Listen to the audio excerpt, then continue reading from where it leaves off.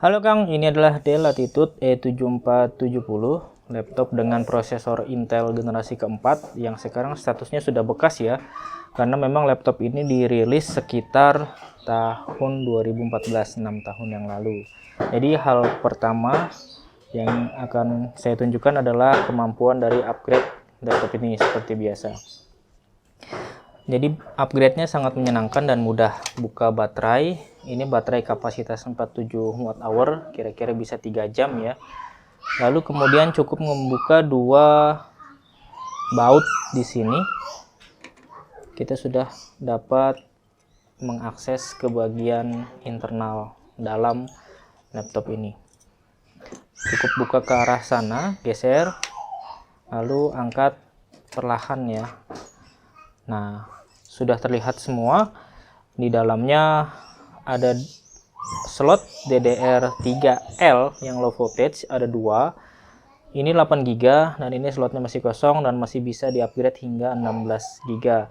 Ingatnya DDR3 low voltage, bukan yang biasa, yang 1,5 volt bukan. Saya sudah mencoba dengan yang itu, tidak bisa. Jadi laptop menyala tapi blank screen saja.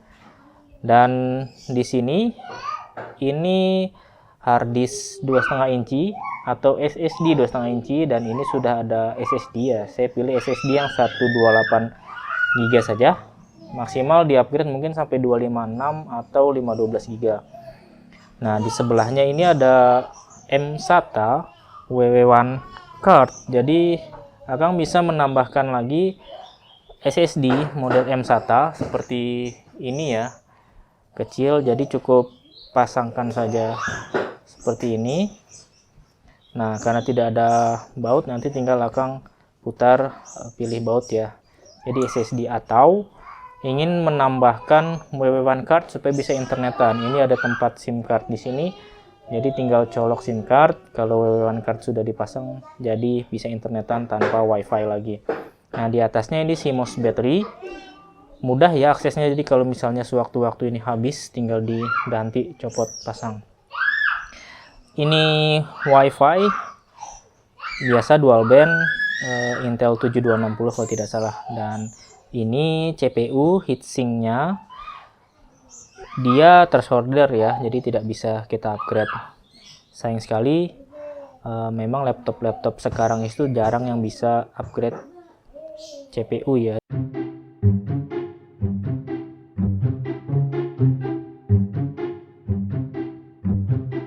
Ini Dell seri 7000 ya Kang, jadi dia lebih ringan dan desainnya lebih baik daripada seri 5000 ataupun seri 3000. Materialnya juga kuat, ini aluminium dengan soft touch katanya, dan aluminium dan magnesium sepertinya. Karena itu dia untuk zamannya termasuk ringan. Beratnya sekitar 1,7 kg. Bagus, dan ada fitur yang membuatnya ini menarik sekali, yaitu dia bisa dibuka hanya menggunakan satu tangan. Walaupun sebelumnya tidak bisa. Mengapa sekarang bisa? Karena memang di bagian port belakang sini ada list, dan listnya itu cukup kita buka saja. Ada 4 baut yang menahannya ya, menahan list itu, jadi ada 4 baut, kita buka saja. Lalu seperti biasa nanti tinggal kita atur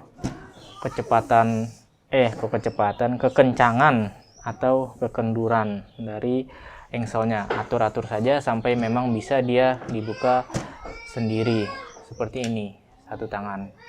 Enak banget punya laptop yang hanya bisa dibuka dengan satu tangan.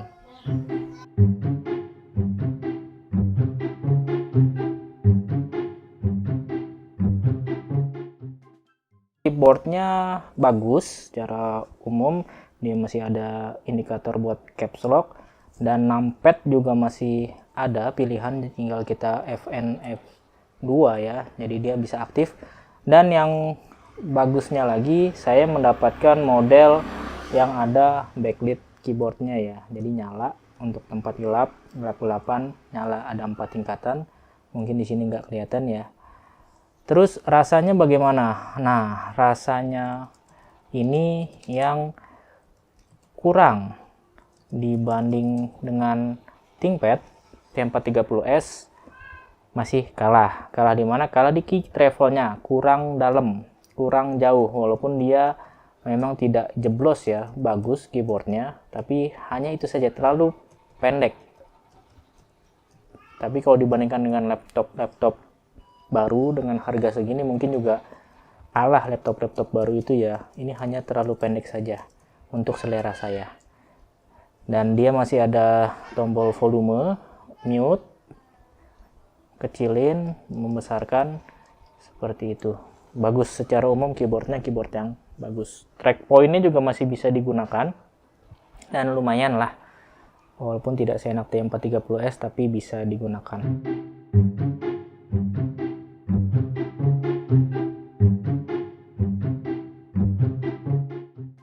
Alasan membeli laptop ini ada di layarnya. Layarnya ini 14 inci, dan yang bagusnya itu adalah dia sudah IPS Full HD. Apakah ada versi yang lain? Ada yang HD saja dan harganya memang lebih murah ya. Saya sengaja mencari laptop Full HD, memang dipakai untuk editing dia lebih baik ya, dari keluaran warna, teknologi, dan semuanya, tingkat kecerahan, juga kontras ya, standar lah.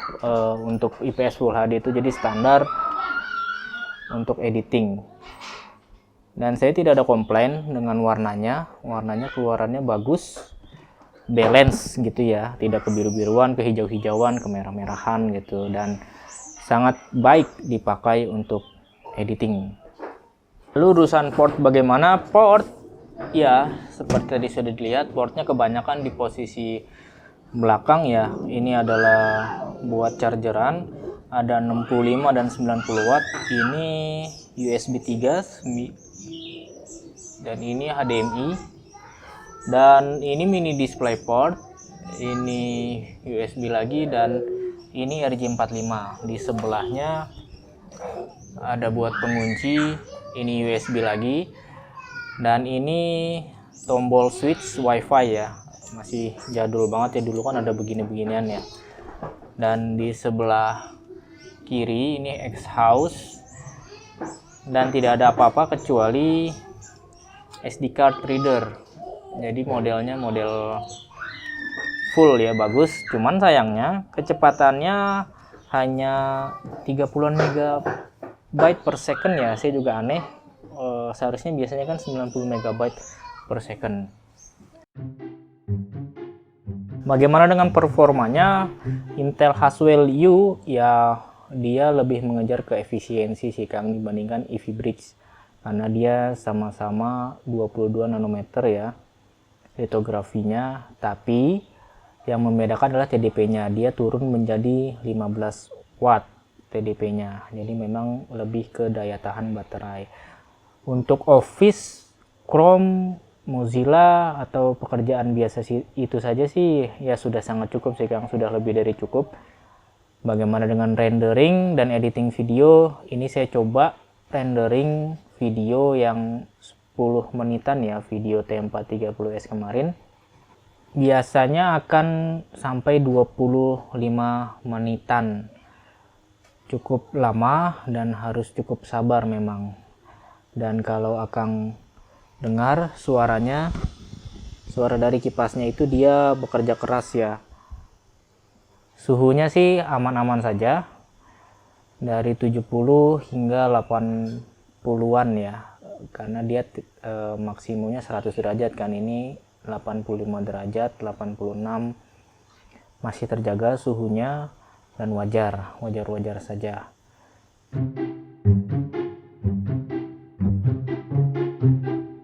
Laptop ini bisa dimiliki dengan harga 3,5 juta ya, kalau tidak salah. Di web banyak yang menjual 3,5 juta, cuman memang layarnya bukan Full HD, dan spesifikasinya juga mungkin masih HDD, hard disk, bukan SSD.